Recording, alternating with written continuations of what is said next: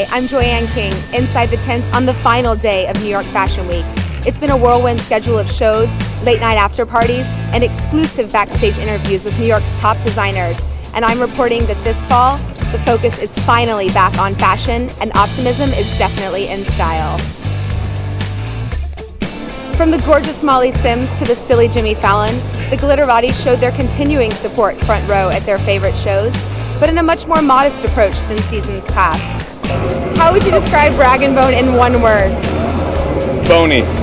Wearing Alex Wayne? I am. My own purchases. I don't know. I heard it's tough luxe is the theme, yeah. So I'm excited to see what that means in Michael's creative mind. Smaller guest lists and less extravagant after parties should have predicted that the fall runways would be full of minimalism and more economical fabrics, but one could not ignore the copious amounts of fur coming down the runways. Fashion I sometimes equate it to food.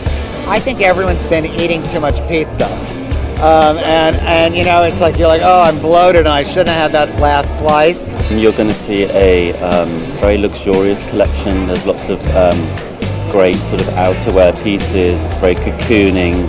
Prepare for a futuristic battle in your closet this fall, where streamlined and strong silhouettes read more like armor than dress. Okay, cool. So there's definitely a little bit of a Japanese element to it, and sort of some aspects of samurai and armor. And we were looking at a lot of things about being wild and tamed and carnivores and animalistic. Get out your highlighters and take note, because neon is here to stay.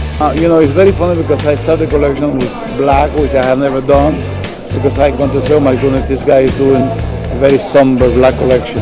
And then, of course, the color will start popping out. So you're going to trick everyone. Yeah. I love it. Calling all disco queens, this is your season to shine.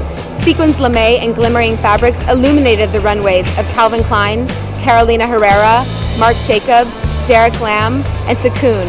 And this is a collection, a very confident collection for the times where we're living. And it's for a woman who wants to have sex appeal and glamour. Tell me a little bit about this finale dress. It's like a New Year's Day dress. It's almost like it's you've been out all night and you came home and all of these sequins sort of got stuck onto you. Cutouts and sheer panels are the main ingredients in the 80s redux this season. Faced with exposed shoulders on the runways of Donna Karan, Marc Jacobs, and Jonathan Saunders, one can only embrace the power of a push-up to prepare come fall. Rock and roll fashion, where velvet, lace, and leather are essentials, is making music on the runways once again. It's not so much about luxury per se, the inspiration, but about texture, about warmth, about not being afraid to be eclectic in the mix. I saw some crazy gold leggings and some insane shoes that I was coveting. That is extravaganza. Yes. Pile it on and set out for adventure this fall, where layer upon layer of dresses, furs, hats, and boots suit the nomadic lifestyle. You know, I imagine them going on a tour, going to these obscure little mom and pop shops, picking up Sgt. Pepper coats, picking up ruffled blouses, picking up glam leather jeans, picking up fur, picking up feathers, and wearing it all at once and just having a ball and inspiring.